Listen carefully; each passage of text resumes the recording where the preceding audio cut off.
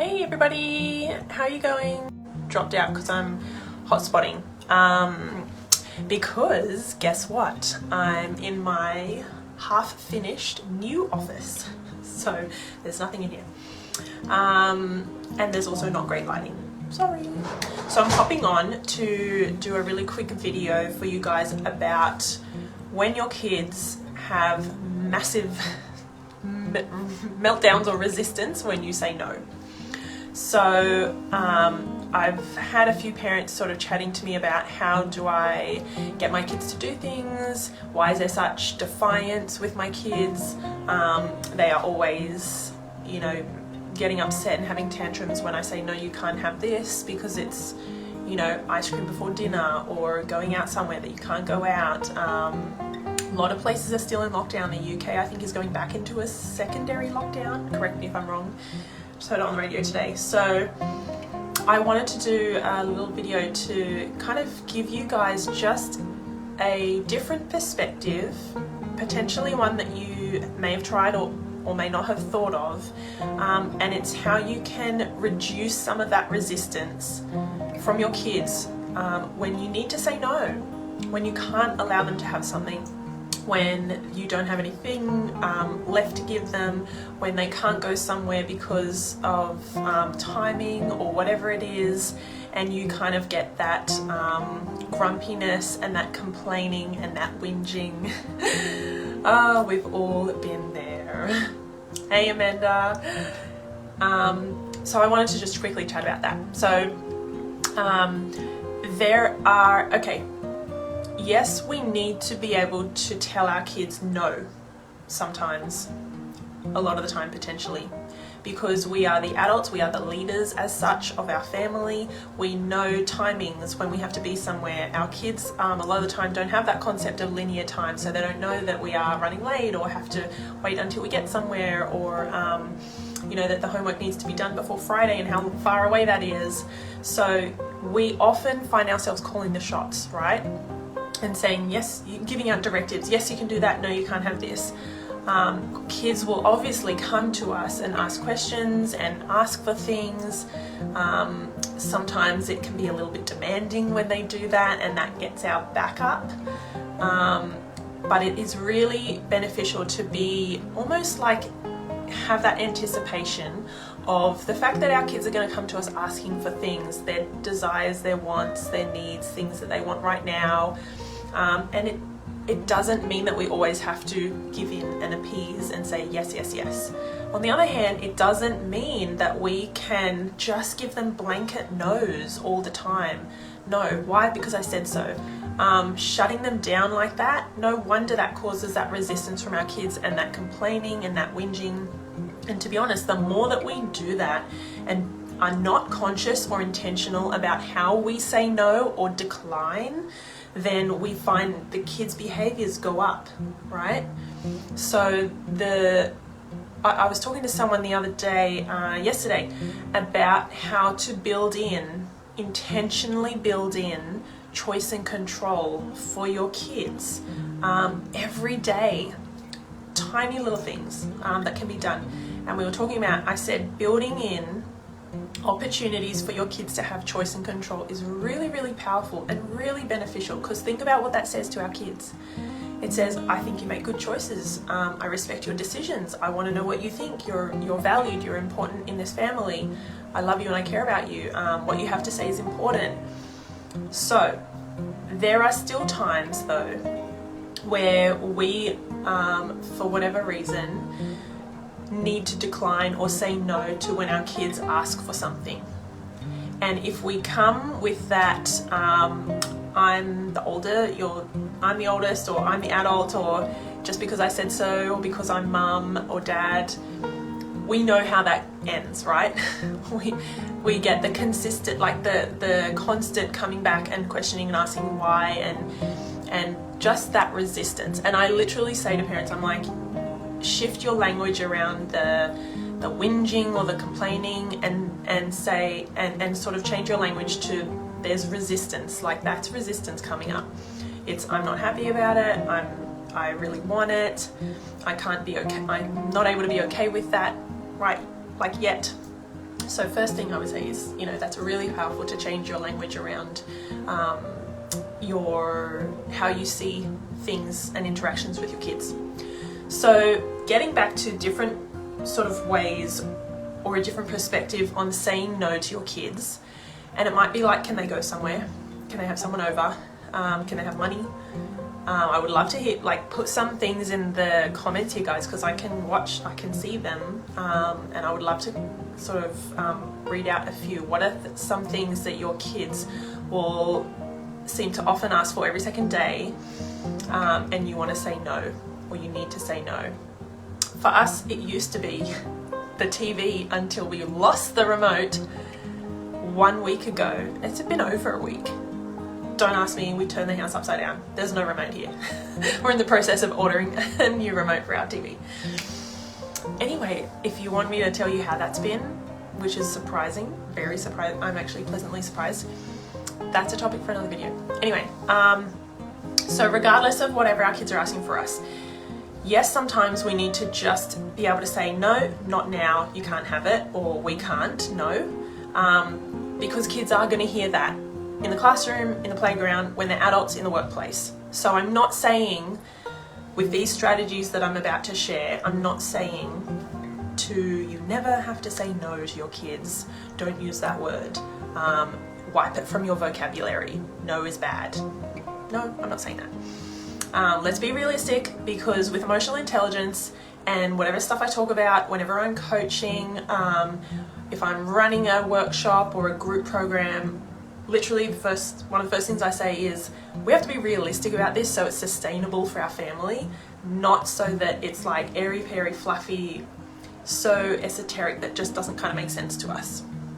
So here are some different ways, just another approach or another strategy that you can use when you need to basically say no to your kids, but you don't want to say no. Okay? And the reason we do this is because it maintains that connection and that relationship, which is like a two-way respect flow as well, okay? So often, I use a lot of these, and I often get a much better result as such than when I just give a blanket, no, not now, no, you can't. So let me know what you think of some of these. I've written them down, so that's why I'm looking down here. So here are some different ways to say no or decline. One of them is, maybe you can do that some other time. So let's say one of your kids asks, hey, can we go to the park now? And it's like, I don't know, 5, 6, 7 o'clock. You're getting ready for dinner. Instead of saying, no, it's dinner now, I would say, maybe we can do that another time. Great idea, I'd love to. Let's plan that for another time because we're about to have dinner now. Easy, simple. So it's not shutting them down, but it's saying, we can't do that now. Maybe later. Let's put it on the list or something. Okay, so that's one. Another one is if your child is trying to do something or struggling, sometimes we go, no, stop, this way, let me do it. How about you say something like, here, let me show you how you can do it. I'll have a turn first. So whatever it is, instead of that sudden, no, wrong way, stop, stop, stop, it's, hey, let me show you how to do it, then you have a go. Saying the same thing, but you're not doing that initial no. Another one is, that's not what we talked about doing. So if you have, trying to think of examples on the fly. If you are going somewhere with your kids, let's say the supermarket, and you are, they're picking stuff off the shelves that they want to buy, you can have a conversation beforehand and say, look, we've got 10 things on our list, you can help me buy them. And if they're starting to pick other stuff, you can say, hey, that's not what we talked about, remember? Instead of, no, no, no, stop, stop, put it back. So think about how you can use language in another way to still communicate the same thing. And again, I'm putting a little caveat here that you don't have to wipe no from your vocabulary, because it's not realistic now, it's not sustainable, and our kids are going to hear no a lot in their life, but it's just for when we don't want to, I have parents who come to me and they're like, I just feel like I'm shouting all the time and I'm saying stop it, no, no, no, and it's just really negative. So I get that. I'm just reading out a comment. Pooji has said she can't accept it in the beginning when I say no. It takes time, but I can't please my 6-year-old daughter, especially when it's not right. Yeah, and half of the work is being okay to let our kids down and welcome that resistance. It's okay to not please them all the time. We want to have that love and connection and bond, but not in a sense of being their best friend where they can do anything and we don't want to let them down. We have to provide those boundaries and limits, definitely. Okay, so some more are, I know you want to do that, but it's dangerous. So let's say a younger child is climbing on the table or being silly on the couch. Instead of saying, stop, no, get down, you might say something like, hey, that looks really fun, I know, but that's dangerous, get down. So still a firm voice coming from a place of love, but it's not that like striking down, ugh, no, stop it. Which, you know, again, parents can feel that sense of like, I just keep shouting and I keep getting louder, but it seems to go over their head, they're not listening. Another one is let's try something else instead. So if your child is doing something inappropriate or not right for the situation, or you want them to stop doing it, instead of saying no, stop, you can say, hey, let's try something else instead. That's not right for now, we can't do it, hold off, that's not appropriate, let's try something else. Another one is, that's not a good idea, can you tell me why? So this is flipping it back onto the child to kind of bring them into that problem-solving approach. It's that growth mindset of, hey, do you think something could go wrong here? Do you think this is a bit dangerous? So that's not really a great idea. Can you tell me why? Giving them that ownership over making the decision if they need to stop doing something. And another really good one is, I really understand you'd like to, but we just can't right now. So again, it's coming with that empathy. It's saying, I know you really want to. It's really fun going to the park or your friend's house, but we just can't right now. Or we don't have time. It's too late in the day. So instead of that, no, because I said so, get on with my work or cooking or email or something, it's giving your child a bit more like, it's a two-way dialogue. Does that make sense? So I've got a whole list of them here. And they are awesome ways just to stop feeling like you might always be shutting down your kids or saying no, stop it, don't, which can be really negative, can be really toxic, can be very draining and stressful for you and the child as well. Another one is, we don't have time for this right now. What you're doing is hurting him or her. I think you need to stop. So lots of different ways. That's not in our budget, we can't get it right now. Let's stop and think about this. That's a good one. So, Florence, what happens when they keep nagging and saying, I want to, please help? So I was saying just before that half of the approach or half of the work for us as parents, is to anticipate and even in a sense, I might go far as to say welcome that resistance from your kids, because it's going to happen. And to have that oak tree, solid centered mindset and confidence in your parenting and your decisions makes it a lot easier to deal with that continued resistance, like the nagging. And I said right at the start of the video, if you missed it, head back, because I was talking about how that nagging, complaining, whinging, when you shift your language around that and saying, I keep getting, yeah, there's that resistance, I know it's going to come. Of course you want to go to the party. And I know it's so much fun and we can't, you're really upset about that. That's okay, yeah, I would be too. That really sucks, doesn't it? So shifting, thinking of it as that big resistance rather than, it's the continued nagging or the complaining like it does my head in.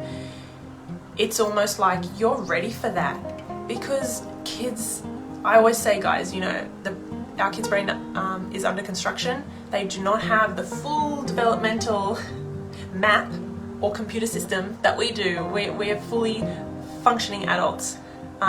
So when they don't have the patience or the full logic, understanding, planning, organizing, like all those new, all those higher complex thinking skills that we have as adults, then we have that empathy and understanding that, yeah, of course you're gonna not be able to cope with this. Of course you're gonna have that resistance.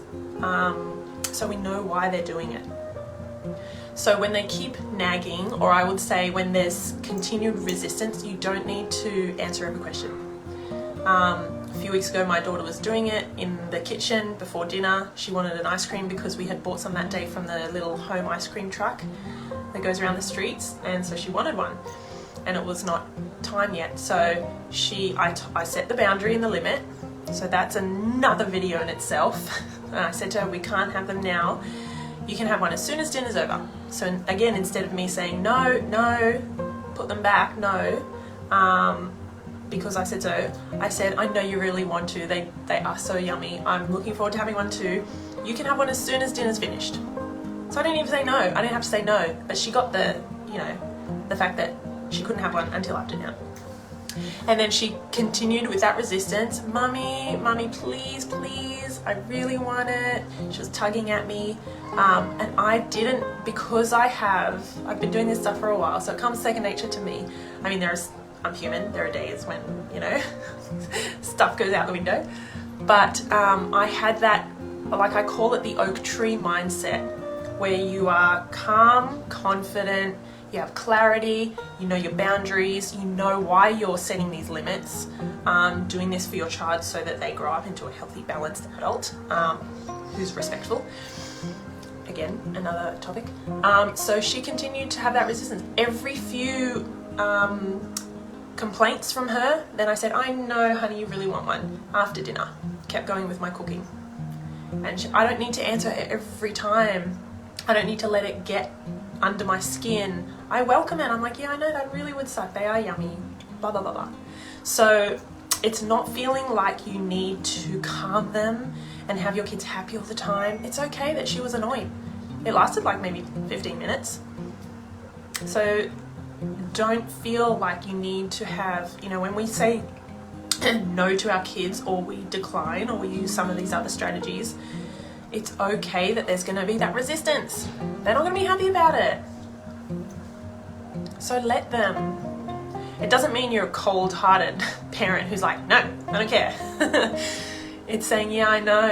It's empathizing and validating their feelings, but not letting that shake your oak tree. So I love that oak tree. I've said it to a lot of parents that I coach, and all of them say, oh my God, I love that oak tree mindset. In my group coaching, which is my 8-week group coaching, we have one whole module on setting and maintaining boundaries for your kids. And I have a slide in there, literally, I think it's called the oak tree mindset. And it's so powerful because parents feel like, oh, I don't want to set these boundaries. I don't want to say no to them. I don't want to set the boundaries. I don't want my child to reject me or to get that upset, that whinging and the meltdown. I'm like, so are you gonna just never set limits and let them have whatever they want? No. Awesome, I get what you're saying. I always think sometimes we're just so busy and end up shouting I said no, and you're left with the guilt and the guilty feeling of yelling. Yes.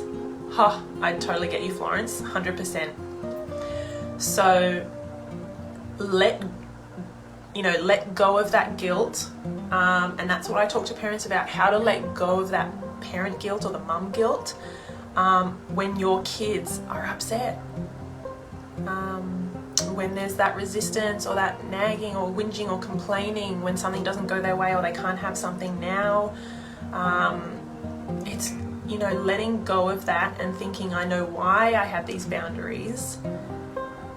This is important for you because I care about you so much. I want to see you grow into a beautiful, kind, balanced, respectful adult. When, there's no question as to, I'm solid with my boundaries with my kids because I know I have my big why.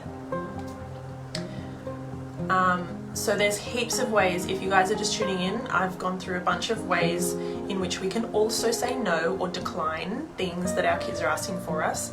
But half the work is that confidence in saying no and sticking by your boundaries. This is a good question actually. This came up in my last group coaching from one of the parents. She said, what if you do change your mind and then they can have the thing, for example? And so my approach is to come to your child with a calm, confident approach or demeanor. Not that you're flat, like, okay, fine, just have one, like, go, get it. So not that giving in and that you've won me over, you've pushed me, because then kids will go, okay, I know how far I need to push mum or dad until I can get what I want. Like, it's logical. When kids do that, I don't take it personally. I think that's logical. All of us will try to, what can I do to get this item that I want, or this thing? Can I try this way? Can I try that? Maybe if I try a few more times. Like, doesn't that make sense? So I just got myself distracted. She asked, what do you do when you change your mind? So I say, come with that confident, I'm in control mindset, and say, hey, you know what, honey? I've had to think about it, and you know what, I think now I'm happy for you to have one because X, Y, Z, whatever the reason is. So if you think, I was going to wait until the barbecue later on for you to have a lolly or something, sorry, these examples are terrible, then, and then for some reason, you know, the lollies aren't going to keep that long, or the barbecue got cancelled because of the weather, then you can say, hey, you know what, honey? I've just found out that this has happened, so yeah, you can go ahead and have one now.